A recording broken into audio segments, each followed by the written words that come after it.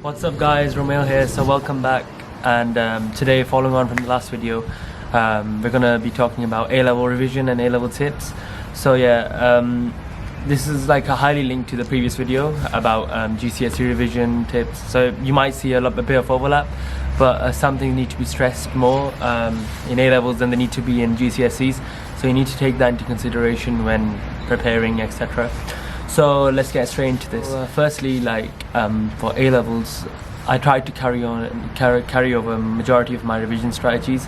So like I mentioned about flashcards, notes, they're just as important. But one thing I found particularly helpful in A-levels was past papers. Past papers are more important than ever in A-levels, because in GCSEs you might get away with just like fact recall on some aspects, because you can just if you know let's say one fact, you can get the answer right. But in A-levels, you need to apply that knowledge, so it won't seem as straightforward as it did for GCSEs. So therefore, past paper questions, specimens, again, they're crucial as ever. So you need to make sure that you've gone over like a good 5-6 years worth of past papers for every subject. So that's why. So for biology, chemistry, even though I was the first year of the new spec when I did my A-levels, so for that I just used the few recent papers, because some of the old ones are really old and they're not applicable to anymore, because I did AQA, they took a lot of the stuff out. So I don't know, it might be different for your exam board, but you need to make sure and check by checking your specification, seeing if big changes have happened. If they have, then you shouldn't really be using really old one, but some questions still apply. However, if there's not much change, then you can use it more. And so you'll have a bigger bank of questions to work with. And again, make sure you go to your teachers asking about the specimen papers, and they're very helpful, because they're linked to the new spec. Because right now it's only been like 2-3 years since the new spec started, so still the new spec is relatively new, so you've got to make sure you're using all your resources. I say another thing, time management is as crucial as ever when it comes to A-levels, because GCSE is 10, 11, 12 subjects, but when you come down to these 4 in AS, 3 in A2, even though they sound a lot less, but they're a lot more strenuous, a lot more work needs to be put in, and you need to make sure that you're on top of it. I'll say one A-level is probably worth 5-6 GCSEs, because intense workload, a lot of content, some content really difficult, you need to spend time, you can't be rushing through stuff. And so you need to focus throughout and make sure you're efficient yet critical on what you're doing. So another like same as I said about my GCSEs, I didn't really stick to a timetable, but I made sure every day I'd be reviewing my flashcards. So one day I'd go over my biochem ones, the next day I'll go over my maths and my ICT notes, etc. So that kept everything fresh in my mind and made sure that I was on top of everything. And also, I'd highly recommend that you keep in check, go over your old notes, because there's no point keeping learning the new stuff if you're just going to forget the old stuff. Please bear that in mind.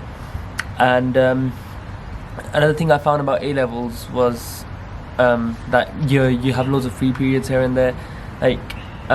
Something I regretted was I left a lot of content for the end of the year, but if I saw some of my other friends, they were going through the content throughout the year. So let's say they started in September, they'd make notes or they'd make flashcards after every lesson we did, and then by the end of the week they'll be caught up on it. And this is something I've learned at uni as well. So I think I highly suggest try and get on top of work from the go, rather than having to catch up later on, because that's a lot more stressful and it puts you under pressure. So I saw these people, they even though they started a lot before me, and then when I was stressing near the end, they were just there chill, relaxing. So I'd rather be in their position than in my position in some stages. So particularly in AS, I learned that, so I tried to rectify this in A2, and I realized there was a big difference. I felt a lot less stressed, etc. So please try and make sure that you're on top of your work since day one, not having to panic at the end.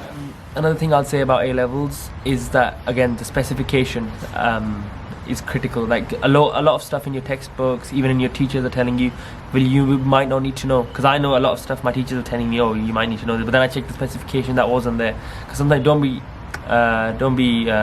scared. Sometimes even your teacher can be wrong, but you got to be safe from your side. You need to double check the specification, what your teachers said, and then you need to come up with a holistic decision whether, okay, I know I need to learn this, that, and I've got X amount of time to do it.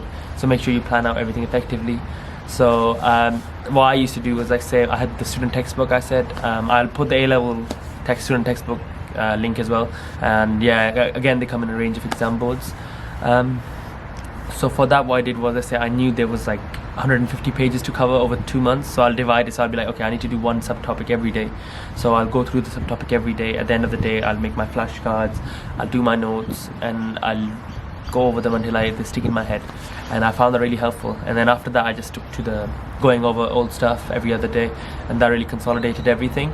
So yeah, I'd highly recommend you do that as well. So yeah guys, I think that covers the main tips I have to give you guys.